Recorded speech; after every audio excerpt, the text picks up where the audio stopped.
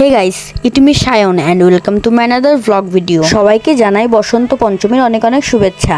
তো সরস্বতী পুজোর একদিন আগে আমরা এসেছি ঠাকুর কিনতে। এখানে এত ঠাকুরের কালেকশন দেখে আমাদের কিন্তু মাথা ঘুরিয়ে গিয়েছিল যে কোনটা ছেড়ে কোনটা নেব, কারণ সবগুলো ঠাকুর কিন্তু বেশ সুন্দর ছিল।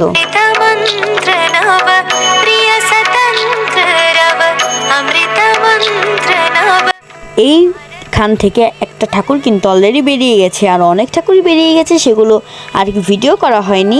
ফাইনালি আমরা এই ঠাকুরটা পছন্দ করে বাড়ি নিয়ে আসলাম, আর মা এখানে কিন্তু ঠাকুরটাকে বরণ করে নিচ্ছে।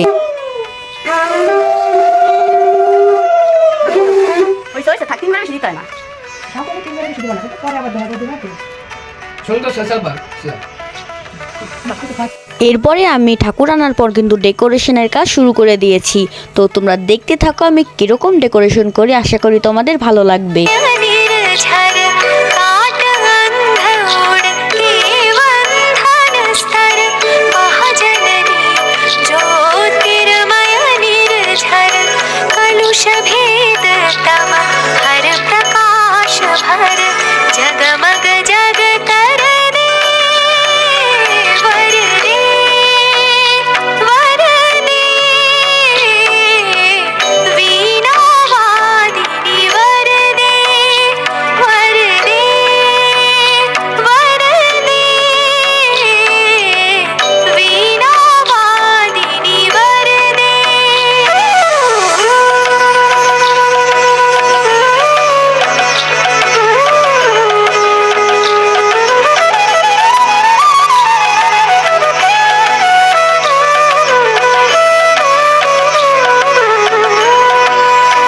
আমার ক্যামেরাটা রাখা একটু উঁচু হয়ে গিয়েছিল, এর জন্য আমি ঠাকুরের পায়ের দিকটার ভিডিও করতে পারিনি সাজানোর।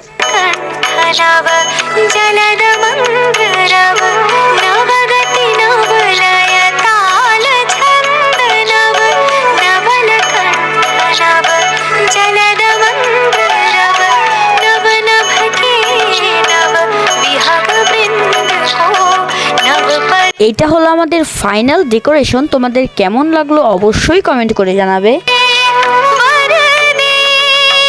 পুজোর দিন ভোর 4টের সময় হলুদ দিয়ে স্নান করে এসে পুজোর কাজ করতে কিন্তু লেগে পড়েছি। তো এদিকে আমাদের সমস্ত পুজোর কাজ কিন্তু অলরেডি কমপ্লিট হয়ে গেছে। তো এইবার শুধু ঠাকুর মশাইয়ের অপেক্ষা। তো আমার বন্ধুর বাড়ি এসে দেখি ওরাও খুব সুন্দর করে সাজিয়েছে, আর এই বাড়িতেই কিন্তু ঠাকুর মশাই রয়েছে। তো এই পুজো হয়ে যাওয়ার পর ঠাকুর মশাইকে আমরা ধরে আনলাম আমাদের বাড়িতে।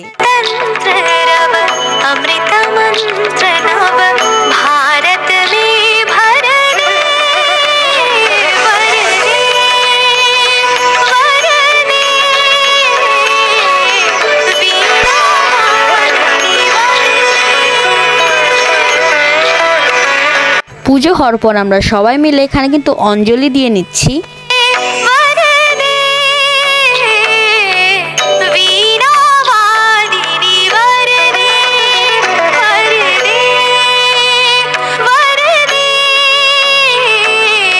পুজো হওয়ার পর আমরা একটু আশপাশের বাড়িগুলোতে একটু ঘোরাঘুরি করে নিলাম। এরপর চলে আসলাম আমাদের স্কুলের ঠাকুরটা কিন্তু আমাদের পাড়া থেকেই আনা হয়েছিল, মানে আমি যেখান থেকে ঠাকুর এনেছি সেখান থেকেই। তো সেদিনই ছিল আমাদের পাড়ার মন্দিরের ভিট পুজো। এই মন্দিরটা ভেঙে আরও সুন্দর করে বানানো হবে, এই শুভ কাজটা কিন্তু সরস্বতী পুজোর দিনই করা হয়েছিল। আর যেহেতু মন্দিরটা ভাঙা হবে খুব শীঘ্রই, এর জন্য সরস্বতী পুজো এবার খুব ছোট করে করা হয়েছিল। এটা আমাদের পাড়ার ঠাকুর। তো এরপরে আরও কিছু পাড়ার ঠাকুর দেখে আজকে ভিডিওটা এখানেই এন্ড করছি। তো দেখা হবে পরের কোনো ভিডিওতে, ততক্ষণের জন্য বাই।